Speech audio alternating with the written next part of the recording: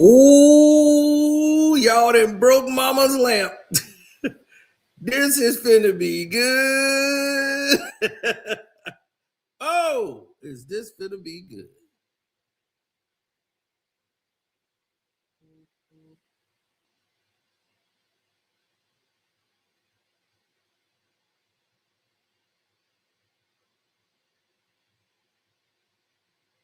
Now,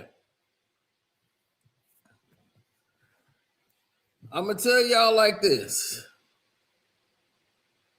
Y'all probably ain't ready for what's about to happen.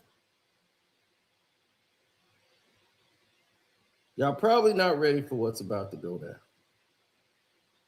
Because what you about to get is some clear D truth. Some truth.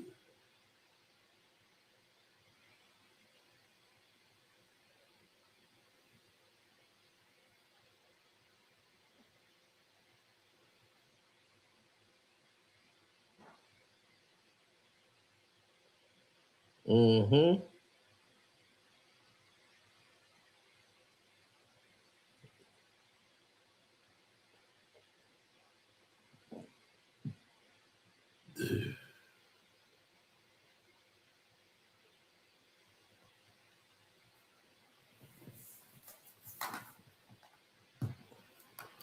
Now, F the Cowboys. That's what this whole conversation was about. Who you got tonight on the bets? Dallas. Is that your bear heart or your football mind? League corruption news. They pushing these bums.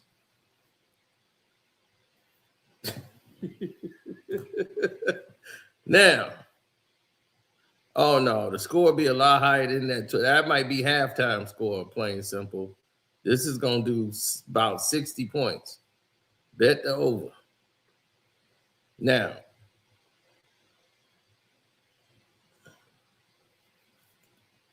let me get you to this. No, Max kept it very strategic. Now, we're going to get this cooking right now because there's a lot to be said and we're going to get it all unpacked. So the way to do that is to drop the intro and let's get it cooking. Hi, I'm Carcino. Oh, let's talk about it. Let's talk about it. No one knows Carcino and none of these. There's so much going on in the world, and I'm just giving my 2 cents on it. Go in and do a raid at someone's house, but you don't have an arrest warrant for them.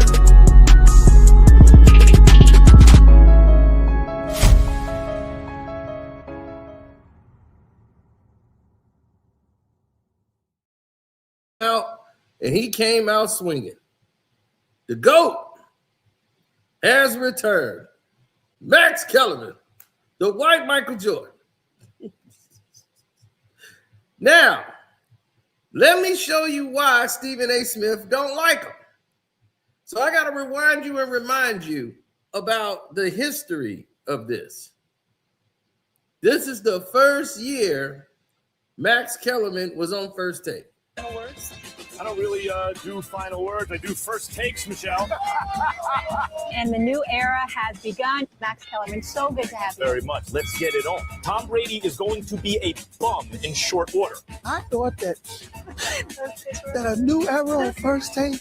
I will personally pay for security for you because the blasphemy. Shut all the way up, Odell. What are you doing? In the words of Jay-Z, we don't believe you. You need more people. Jay-Z don't want to sit in this hot seat. Jay-Z don't want to sit up in here. I think you do very well. I think you do very well. So we lying to people now. That's what we doing. That's how I think that man does very well. No, you're wrong. You're exactly wrong. You just disproved your own argument. I've seen you guys debate. I like where Max goes. And Roger gets. You see that? You see how Kevin Hart just sat there and said, I seen you two guys debate. I like where Max is going. I like what he's doing. Black celebrities started siding with Max. They weren't siding with Stephen A.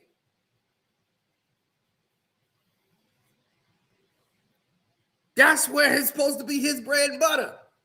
Is all the black folks is siding with Max and not him. That's why he didn't like Max on the show. Max, you will cooperate now. I will not gather the evidence. Max not afraid of you.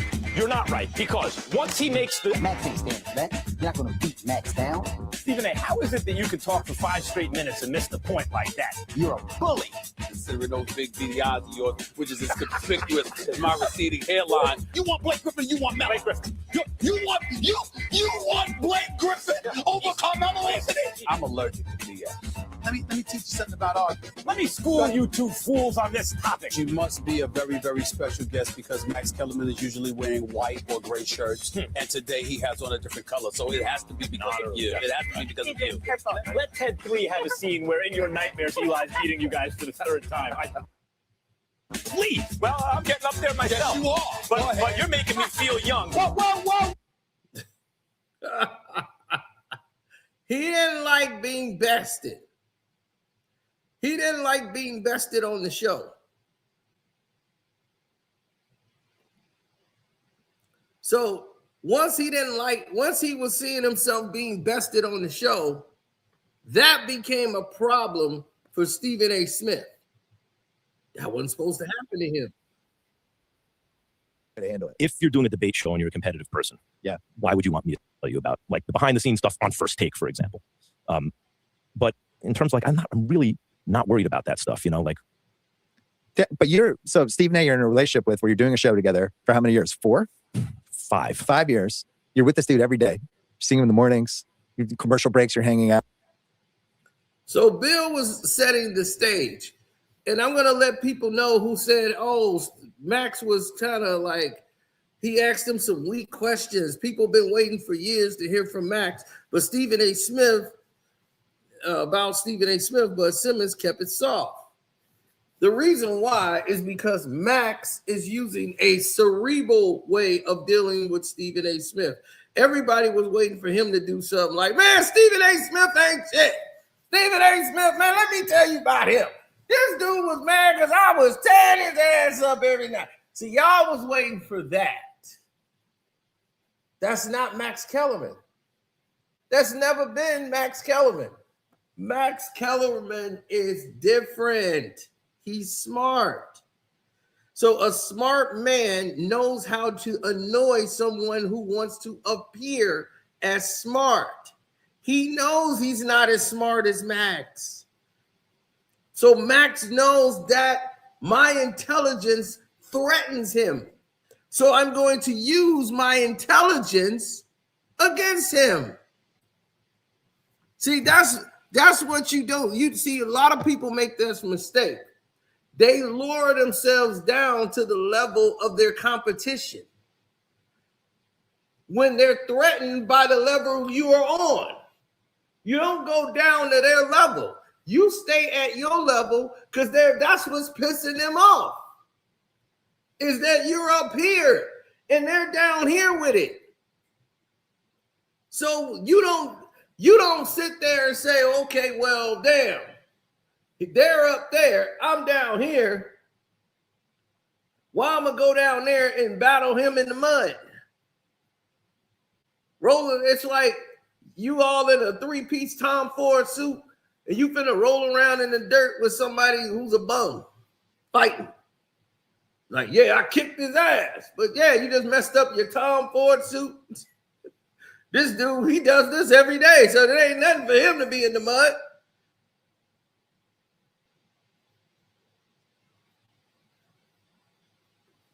Lakers and Raptors? I don't think so. I'll be watching the Cowboy game before I do that. Matter of fact, that game's on. Now, anyway, Max Kellerman let it be known in simplest of terms that, let me show you what I mean by being smart.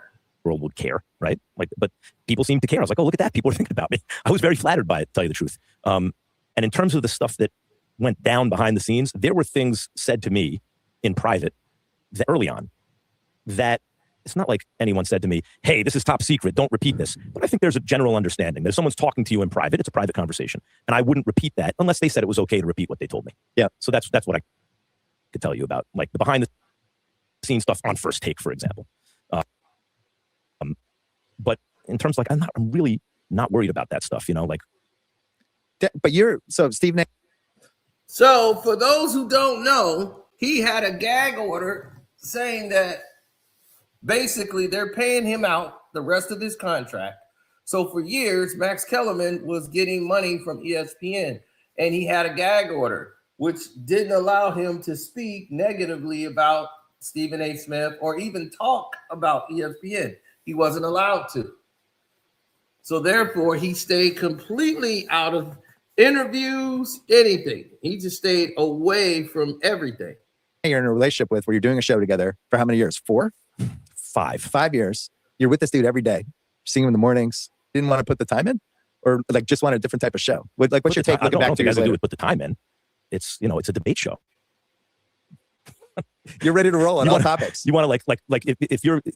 I have an idea. This is what I want to put on TV. I want to spar Bud Crawford every day for 15 rounds, and I want everyone to see it. Or like just want a different type of show. What's that? But I just didn't think that was the right way to handle it. If you're doing a debate show and you're a competitive person, yeah, why would you want me as a partner? That right there, that line right there is smart. That is smart. That line he just put down right there. If you want to have a debate show, why would you choose me as your partner? Because this is going to make Stephen A. irate because he never chose Max as his partner. He had no choice. That's bad. You want to go 15 rounds every day with Muhammad Kellerman? Just bad. You know, it's embarrassing, you know.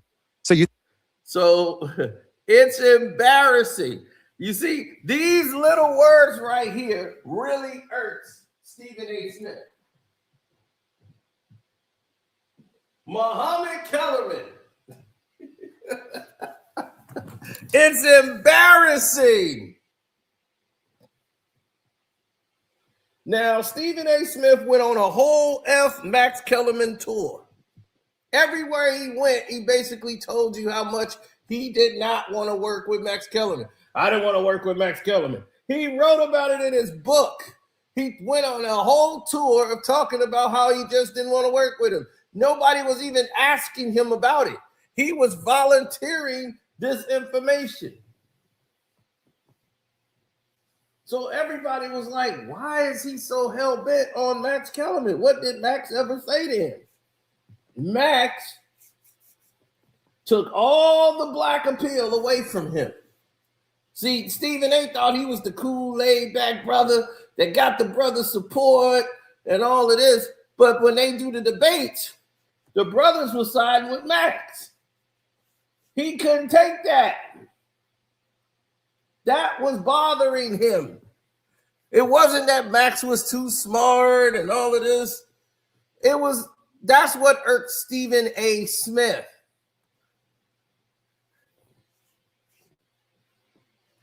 That's what irked him. The fact of a debate show.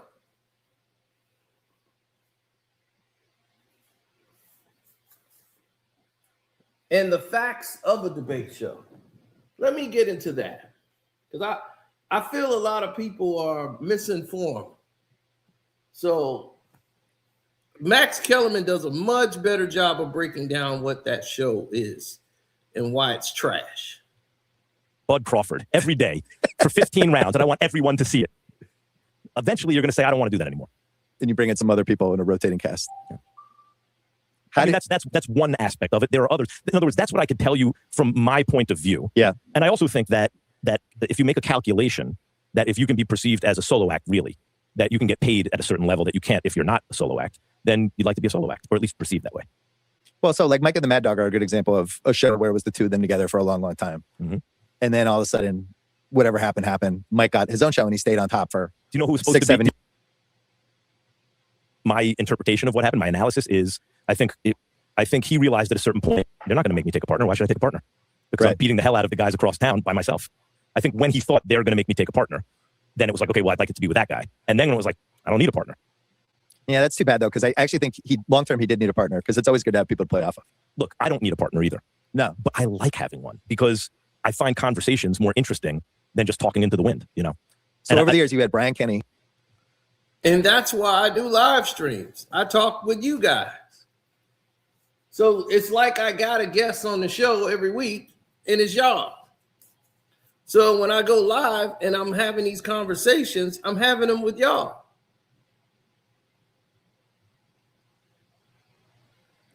Because it's more interesting to get the feedback and answer the questions live. Yeah. Jim Lampley, Marcel. We're talking about sports. Right. And like, you'd be doing this anyway. Come on. It's your job as a guy, like an average American guy. It's your job to follow sports. It's like literally what you have to do. You have no choice in the matter, right? You got to find out what's going on. And so how to make that experience even better? Hang out with your friends and talk about sports, right? Like, why would you not want to do that? It's interesting because Stephen A was the one partner I've ever had over like years, where I didn't feel like a relationship was really forming. And I like to go to work and you know, you could feel a little bit watching it, and it was hard to tell how much of it was theater and how much of it was like, oh, these guys just don't get along in the same way, or whatever you feel about who you're working with and what the situation is. To me, a cardinal sin is betraying that on the air. You should always be thinking about making the show entertaining, right? And I do think it reached the point on that show where it was like, come on, dude, we get the first priority is to make good TV. Well, it's become. See, the first priority is to make good TV. That's essential. What he just said there was so essential and so damning at the same time. Like I said, he attacked this strategically because he's smart. What he's saying is, you have a duty to make great television. And it's like, come on, man, you're not trying. Now, if you don't want to work with somebody and you're saying, look, the show is up, look, it's just terrible. A lot of it was Stephen A not trying to make it work. He doesn't want the show to work because he doesn't want to work with Max Kellerman. And the only reason he didn't want to do it is because he's losing. And it's not like the topic of debate is what he's losing. What he's losing is the black appeal. That's what he does not want to lose ever. He was, hey, the brother's supposed to look at me as I'm the guy. Now they dapping up Max Kellerman. They coming in here to talk to Max. And when the Colin Kaepernick situation happened, and Max Kellerman is defending him, and Stephen A is sounding like the company man he is, Black America was looking like, man, Max, tell him. Man, this Stephen A, man, what's wrong with you? And once that started happening, you had the Trayvon Martin situation. You had all these political things happening around the world. And Stephen A is sounding like a company man on all these subjects. Then on national TV, Stephen A brings Terrell Owens onto the show. And T.O. said, man, Stephen A, Max sound more blacker than you. On national television, and pissed Stephen A. Smith off. Because Max was like, all right, I'll stay quiet.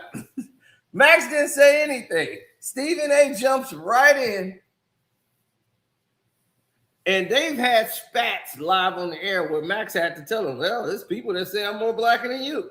He said that on the air when Stephen A was trying to dig into him. Stephen A whole thing was, I'm not going to try to work with Max Kellerman. And you can see it in some of their shows. Now, a lot of the stuff I didn't see till, I only saw the earlier parts of the show. And we're going to get into that because I covered this when it first broke and when it first went down. Now, that was the first big monumental moment because it was said out loud Everybody was thinking it, but nobody had ever said it on national TV till Terrell Owens said it, and it became a clipped up meme everywhere. Because once you say it on First Take, that's live. So once you say it there on the show, boom, it ain't pre-tape. So now it's out in the world. Everybody got it. It's clip, clip, clip, clip, clip. And it's going to be everywhere. And ain't nothing they can do about it. So Stephen A was pissed. Now,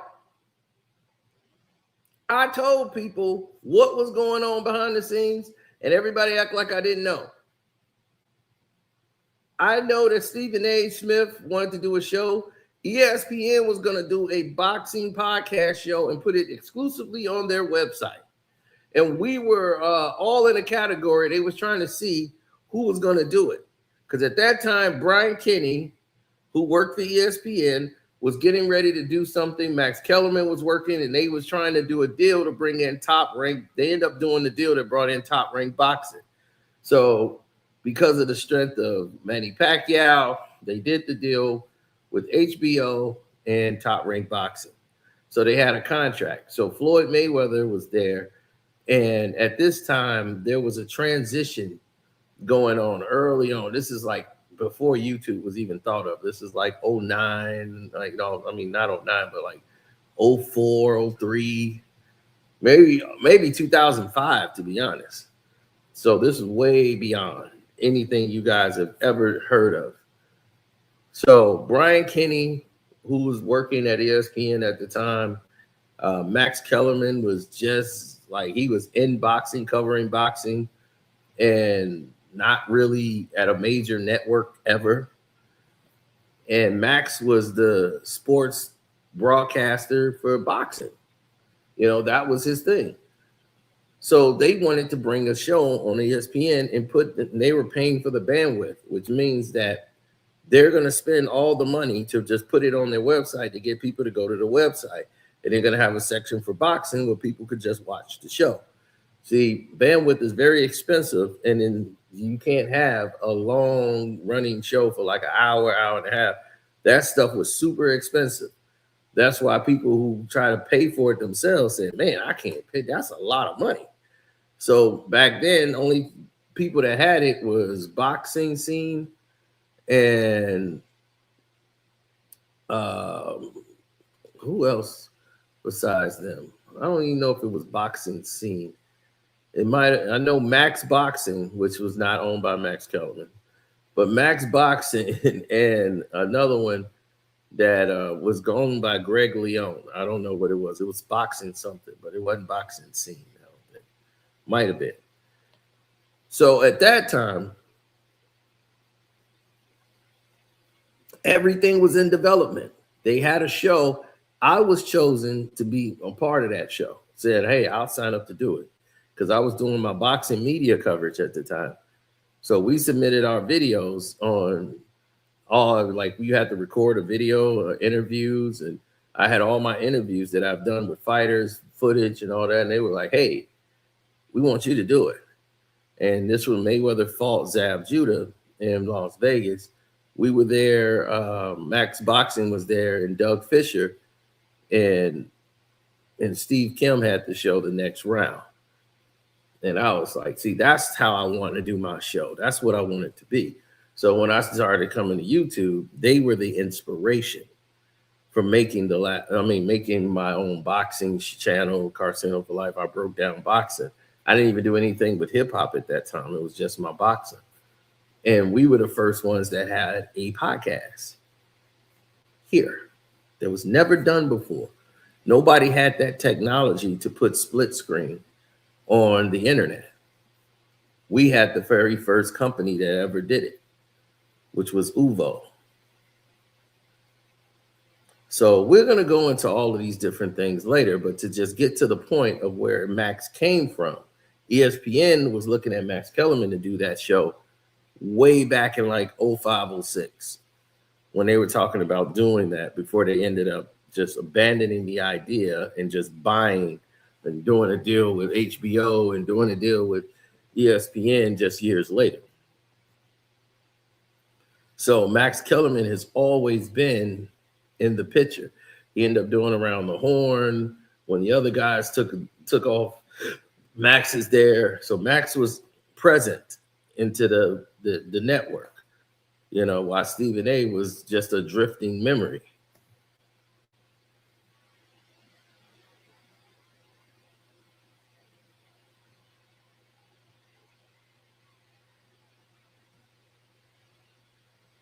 Yes, exactly.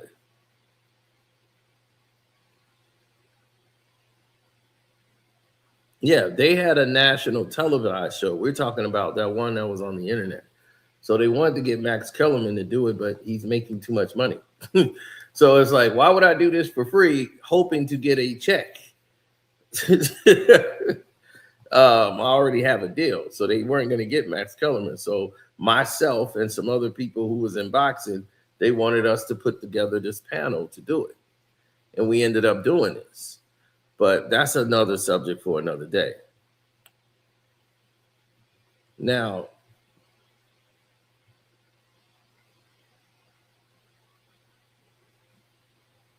I'm not saying Max is the smartest guy in the world. Nobody's saying that. I'm just saying in this situation is what he was saying is that he was winning majority of the debates. And these things, he wasn't really winning the debates because there's no wins and losses in the debates. He just made Stephen A not look as smart as he appeared to be. See, Max is actually smart. Stephen A tries to appear to be smart by using big words. And it says, okay, you might use big words, but you're not really smart. And people can see that when you're standing next to a person that's smart. It's like somebody who tries to appear to be rich until they're standing next to a rich person, and the rich person knows right away you're not rich. Same situation here. So he's with Max, and it's like, they gotta go. I don't like them. So it was like this band that sucked, right? They played, they were mediocre. And this one girl was fanning out and was like, oh my God, dude, I like her. She don't know we suck. The other girl, she knows right away we're bad. And I don't like her. I like this girl geeking out because she don't know we suck. I like her.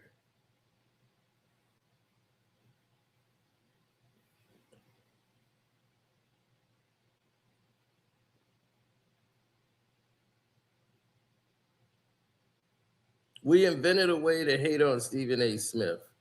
No, he invites the hate.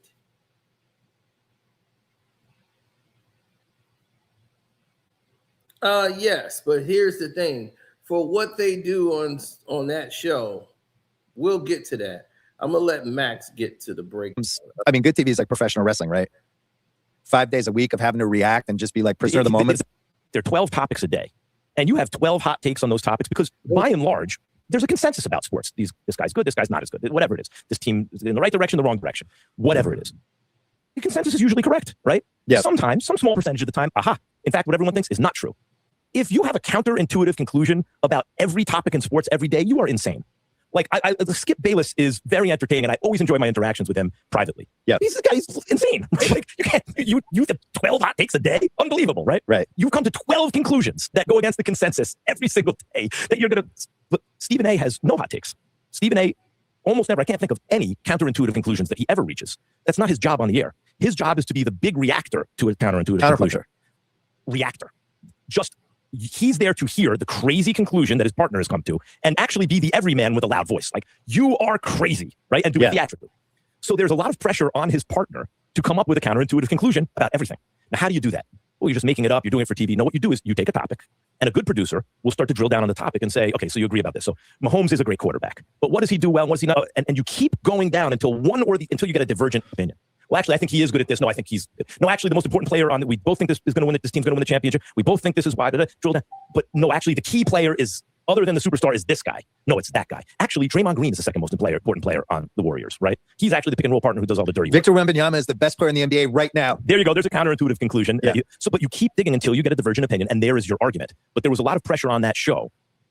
Like Stephen A's opinion will not diverge into counterintuitive almost ever. So his big take will be, but he'll deliver it theatrically, is Steph Curry is the greatest shooter that God ever created. Who does not know this? Yeah, everyone knows this. A counterintuitive take would be, actually, you know who the best shooter on the Warriors is? It's Klay Thompson. Because I'm making this up. I don't believe this. I thought it was Steph. But because when you say greatest, you have to talk about high leverage moments too. And I have more confidence in Klay hitting a high leverage moment 3 than I do Steph. Something like that, right? That will never happen. So there was pressure on that show for me to keep digging until you hear something you think is crazy. This is the perfect example of what you just said. So that's what he said. There was pressure on me to keep having to play that role, to keep coming up every day with the crazy thought so that Stephen A can react to it, because he's not the guy to come up with anything on the show. That wasn't his job. That wasn't his strong suit. So now that you know, like, hey, that isn't the strong suit, that isn't the direction we're going towards. How did we get here?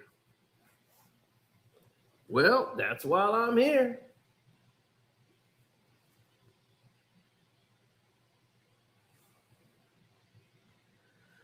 What he's trying to tell you people is that it was difficult for him to come up with these conclusions. Production meeting? They're like, that's amazing. They'll go that's nuts. But segment 2. Let's but do you it. should not say the thing you don't believe. You know, you should stick with, and that's so the difficulty with me on that show was it was a lot of work to keep digging until I said the thing that I believed that would also get a reaction. But on top of it, they're telling you Cowboys, Lakers, Knicks, Yankees, like it's all the big teams for good reason. over and over again. That's the red meat. You fish where the fish are. Like right now, the Cowboys having a little. Like he said, you fish where the fish are.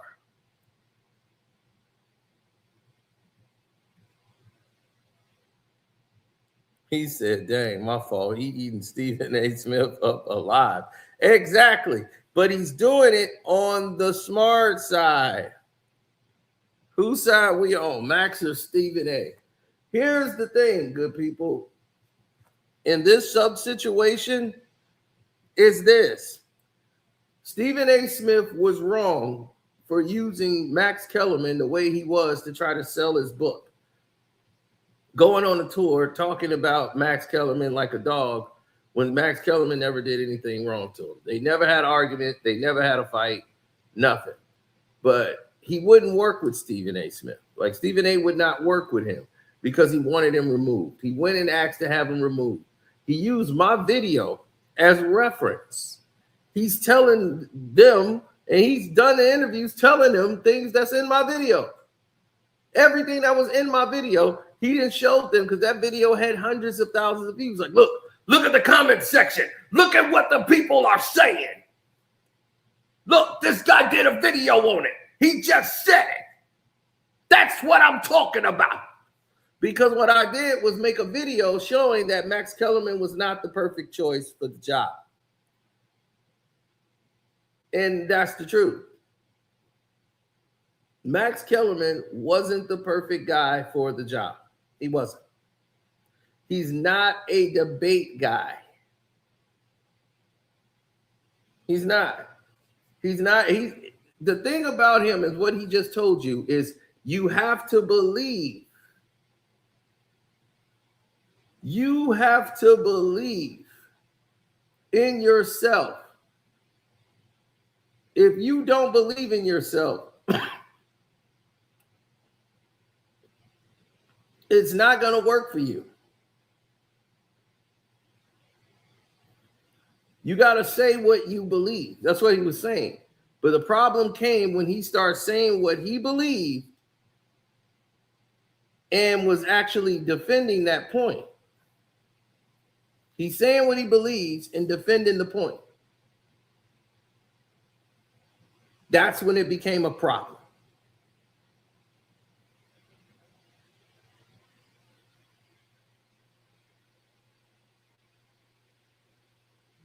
It was, how dare you say what you believe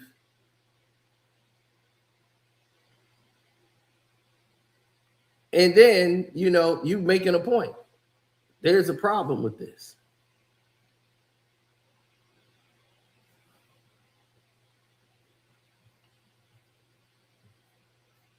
Now, this is what I'm finna say. He does not fit the Max. When I say this, too smart for a debate show, this is what I mean. What he does is not argumentative. If you make a good point, he's going to agree and be like, okay, well, yeah, that's a good point. And here's my point to that. That's not what they want for debate television. They want people with passionate opinions, that they're passionate about it. Max lacked the passion. He didn't care enough about the subject matter because he doesn't really care about the subject. He'll say, okay, well, I'm going to give you argumentative points to back up my statement, but I don't really care about it one way or another. And that's what they don't want on debate television. So he did not fit that. That's not Max's strong suit. His strong suit is making points and being smart to back up consistent statements. You've argued with somebody before. Hell, I've argued with you Cowboy fans. Y'all are delusional as hell. There is more delusion with fans than anything in the world. A fan don't give a damn about a point. A fan gonna say, man, F you, the Cowboys, Dak Prescott is outstanding, even though he is definitely not. They gonna argue no matter what evidence you bring to the table. They gonna still fight for the Cowboys. Ain't nothing you finna say, and any point you make gonna make them say, you know what? After listening to what you just said, you was right about everything. I think I'm gonna reconsider being a Cowboy fan. So that's not what they are thinking about.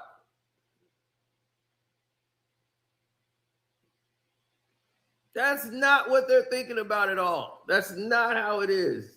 So they're looking for that on the show. Somebody that's going to fight for the response. So I said Will Kane was the best choice, and they should have selected Will Kane. Stephen A. Smith saw that video and used it in the pitch meeting to show them and showed the comment section to the executives, McManus and everyone else, when he went to argue his point that Max Kellerman should be removed. He used my video to do it. And when he started bringing that up in conversations and interviews, he's telling you things that was in my video. That's how I know he used the video.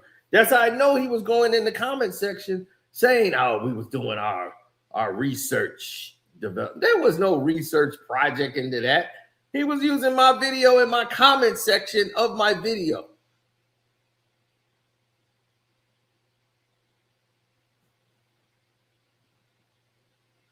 He says, I'm not delusional. If you're a Cowboy fan, you are very delusional. But you ain't alone. Now, here's the thing.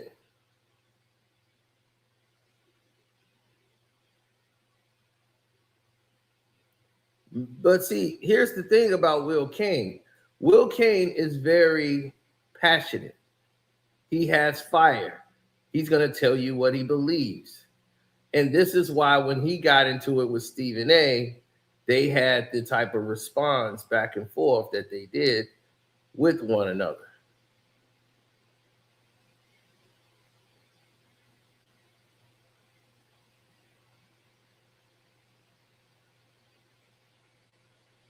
Now, if you start looking at, like say, who had the best intentions, like, oh, they had the best intentions when they did this. It was best intentions involved when they made this project. There was no best intentions put together when they made this. I hope you understand that.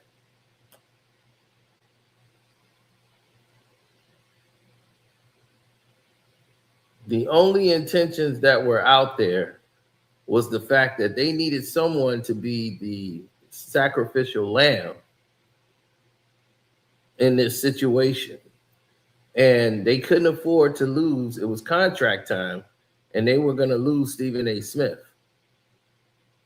You see, Stephen A. Smith was going to go to Fox. He was threatening to go join Skip Bayless over at Fox. So they was like, we cannot lose Stephen A. Smith. So we got to give him what he wants.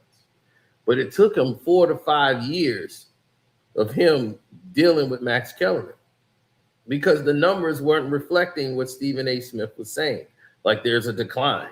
The numbers actually got better. So what he was saying was a lie. He just didn't like the way it made him look. So now all you got to do is look at the variety show he got now in place. So now he could look smart. He got players, people on the show who are not that smart and bright, and it makes him look good. Now, Jay Williams is probably the smartest guy he has on the show. But Jay Williams is not as, versatilely, passionate about a lot of these things. That he's passionate more about business than anything else.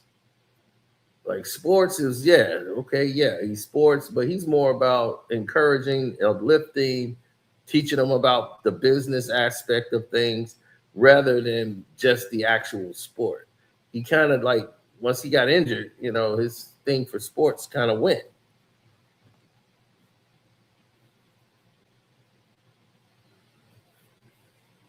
Well, it's because I understand smart people. I've been around smart people. And myself, I'm pretty smart myself, but I won't say I'm the smartest guy in the world. I'm very much, I got a PhD in common sense. So for me, I can recognize situations more than anyone else. I've always told people about the smart guy and the dumb guy. I always told people about that story. I said the smart guy comes in, he does all the planning. He tells the dumb guy what to do, and the dumb guy does it. So the smart guy comes in and says, man, I wanted you to get this boat, and I told you to get the boat, and you go get a plane tickets. I said, why would you get plane tickets? I was just thinking. You don't think. Your job is to do. I do the thinking. I'm the smart guy. You're the dumb guy. So now I got to go back and return the plane tickets to get boat tickets. But I was thinking that a plane would get us there faster. No, stupid. It's easier to be followed. See, that's why I tell you not to think. I don't want to be followed. I want to take a boat. It's harder to trace. We can pay cash. We don't have to be seen. So let me do the thinking because I'm the smart guy. You're the dumb guy. So now the dumb guy feels insulted. So the smart guy is sitting there trying to figure out how to get the ticket money back and cancel the flights so it don't come back to him. Dumb guy grabs a gun, boom, boom, boom, shoots the smart guy and says, well, if you're so damn smart, how come you're the one that's dead? So the guy was so smart, too smart for his own good, that realized that the dumb guy was dangerous, more dangerous than him. He was smarter, but that guy's way more dangerous. So he wasn't smart enough to realize the danger factor in the room. Now, when everyone sees the totality of everything that they don't know or understand,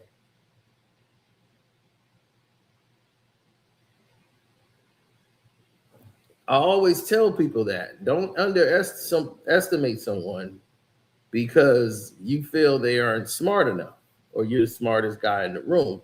And that's what Stephen A. Smith's problem is on the show. Max Kellerman just didn't fit on the show. He really didn't. He never, to me, fit on that show. Then he decided after that to change. And I made another video. I said, oh my God, they talked to him. Because it was a change in Max Kellerman. He started yelling more. And I said, oh, no, this is even worse. And I said, now, I'm like, yelling don't mean passion. Passion is not yelling. Okay, you're just yelling. That doesn't make you passionate just because you're yelling. Oh my God, it was a terrible thing to see, man. I mean, really, it was. It was absolutely terrible.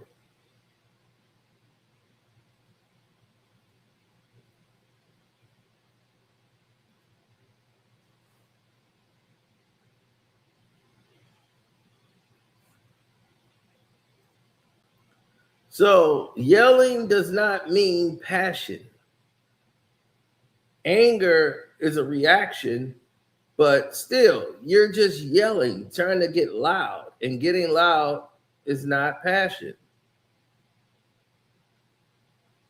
So we have tons and tons of people making reactions.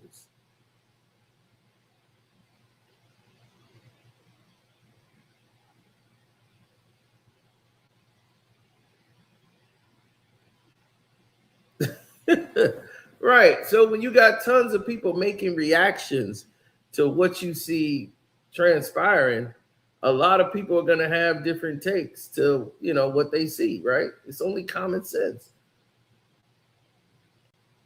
So why is it different when it's someone else involved?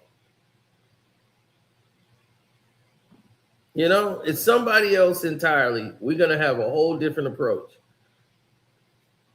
a whole different psychological approach to what we're dealing with, right?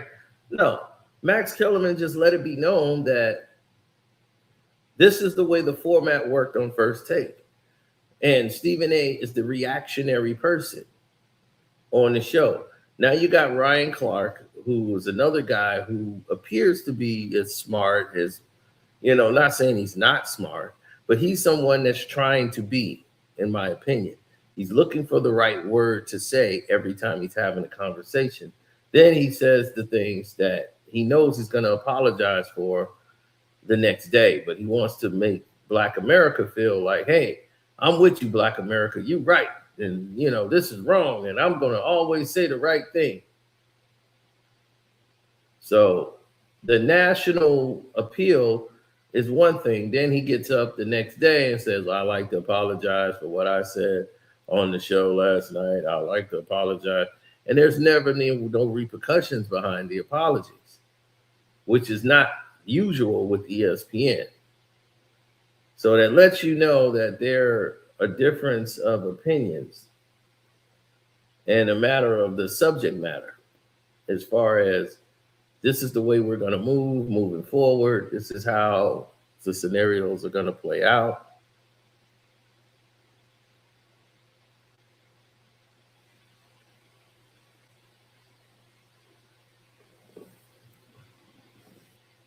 Oh, yeah. Stephen A is going to approach and discuss it. Why wouldn't he? Marcellus Wiley then probably did 55 videos off of it already. He was waiting for this for years. So that's really the gist of everything he's going to do. So it's not going to really matter in the end.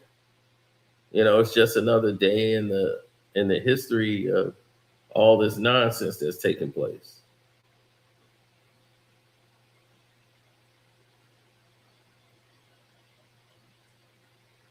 Well, you want to always be ahead of the curve, as other people would say. You're going to be ahead of the curve. You don't want to be behind it.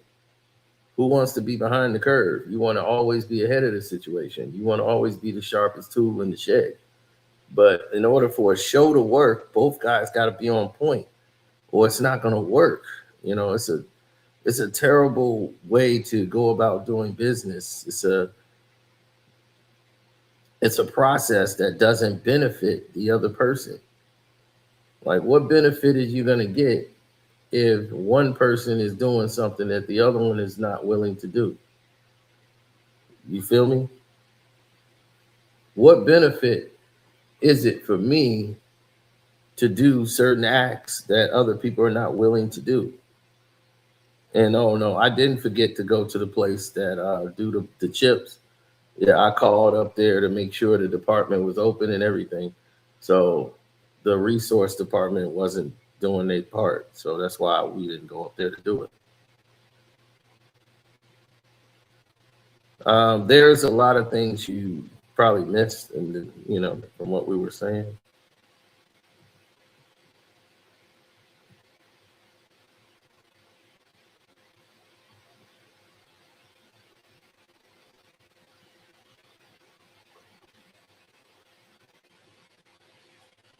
No, the guy name was Ronald Tisdale. He was one of the people that was on the set. I believe his name was Ronald Tisdale. He worked for ESPN at that time.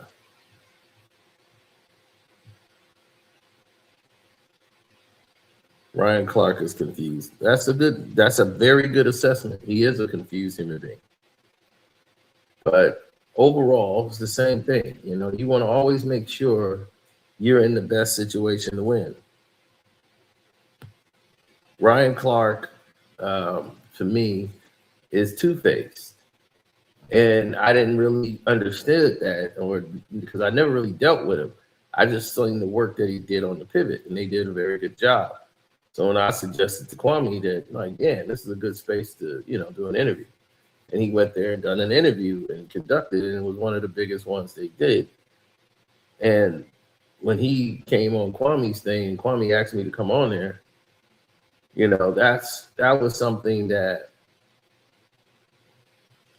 once I saw it, I said, wow.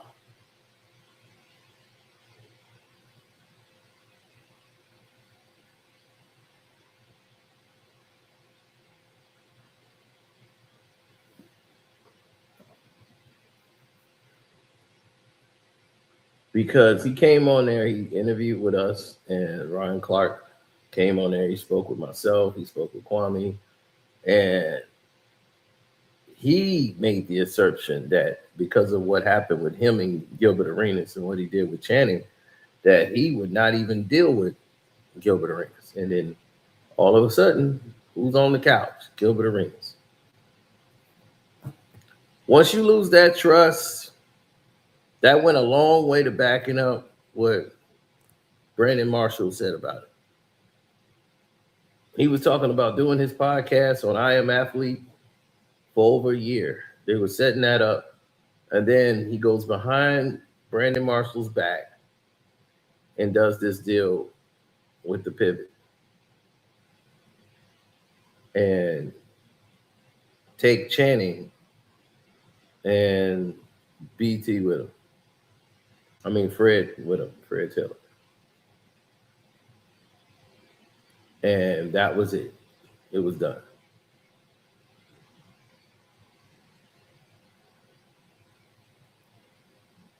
So the nature of everything that you've seen play out in whether they say entertainment or whatever, you're seeing the values of what transpires when you see things go into a whole different record and how it's being displayed.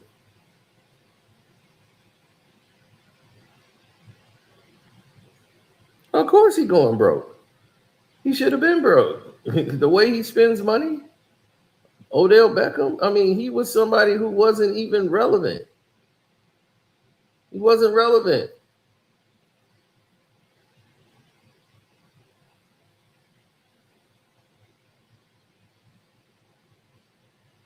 I don't think the Cowboys are great defensively. You gave up 20 points to you gave up 20 plus points in a row, 21 points in a row to Philly. If they were a great defense, they wouldn't have 5 losses. They should have way more than 5. But the league don't want the Cowboys to be eliminated. So Jerry using every favor in the league he could, because the Eagles game was a ripoff completely.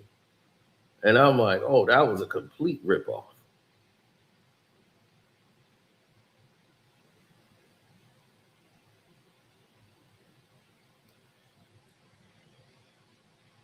So they just gonna keep doing what they gotta do to push these bastards where they want them to go.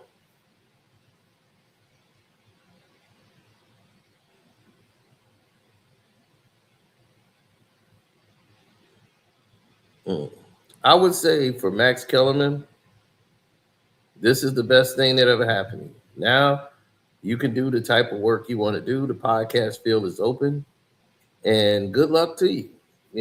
Boxing is pretty much I wouldn't say it's dead, but the way the business of boxing has been, is pretty much dead. There's no real Top Rank, Golden Boy. All that stuff is pretty much owned by one person now.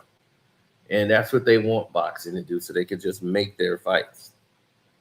And the problem in this is that the small house shows that build these fighters up and develop them, they're all being pushed on social media. So it's really hard to gauge who's really good and who really isn't until they're thrown into a big fight and they get exposed. No, I turned my back to I turned my back to corruption. Don't tell me you're going to do one thing and turn around and do the same thing as everybody else is doing. You just want your name in the place of the other person. And that's just what I've seen. That's like you vote for somebody for president, and then when they get in there, they're doing the same thing the other guy was doing. If you don't call that out, then you're a hypocrite.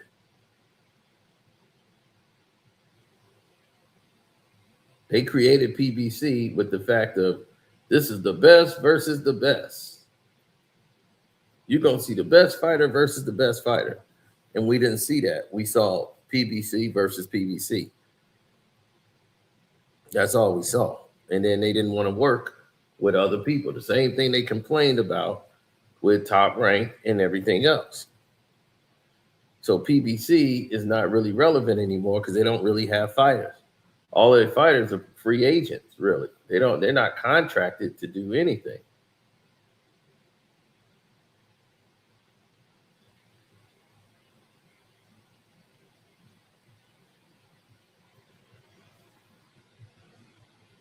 So that's why you could see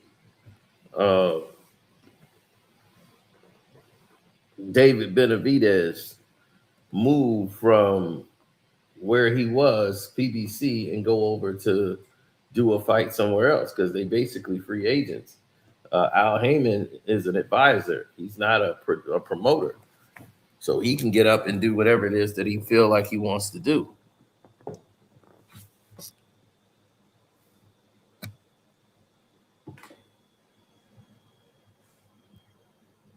Yeah, now I know you. Once you say I've searched your investment portfolio, I'll be like, yeah, right. That's funny.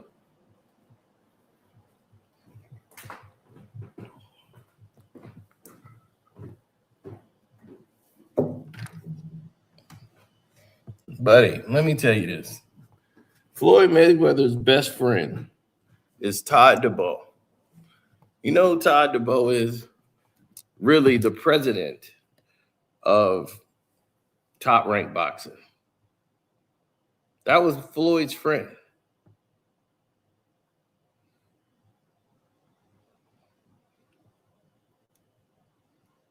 Todd DeBow. So through the whole time, they were warm with Top Rank and all this. Who's his best friend?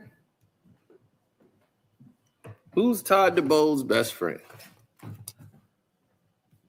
Todd DeBow's best friend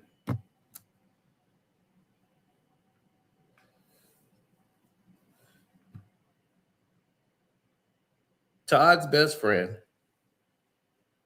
is Floyd Mayweather.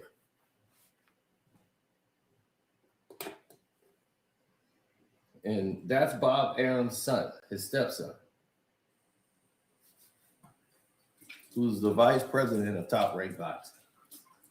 See, I know that because I seen Todd tons of times with Floyd, all through this Manny Pacquiao, all of it. They're best of friends. They be at the MGM all the time. So now, the whole world don't know who's not in the boxing world. They wouldn't know who Todd DeBow was. He'll walk right by him. But the people in the boxing world know. So all of these guys know. I got the Laker and Raptors on right now. The Raptors are making a run. They cut it to 3.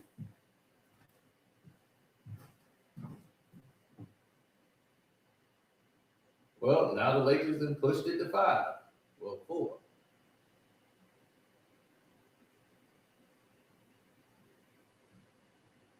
The Raptors are just, they got the players, they're just too sporadic.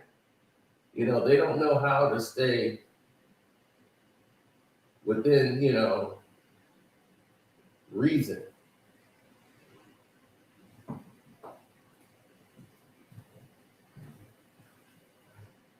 So, anyway, with that being said, I want to say shouts out to Kwame Brown, Bus Life. Shouts out to y'all. Don't forget to go to the Patreon right now. The Patreon is on fire. I mean, in Flago. Flames. And here's what's on the Patreon right now. Tupac, what he was trying to say. We got, here's what you need to know about the record deals. I did the video for y'all. 35 minutes. Then we saw when Skip Bayless stole from me and other people. Then the Mike Tyson story. From when we met Mike. What went down?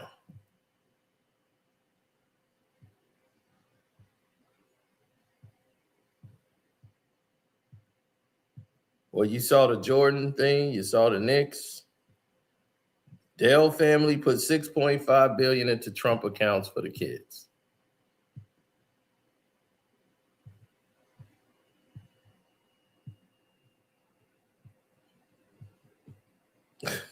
Jordan versus LeBron. So, as we're seeing,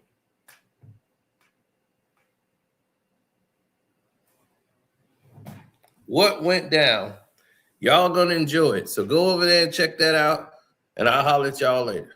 Deuces.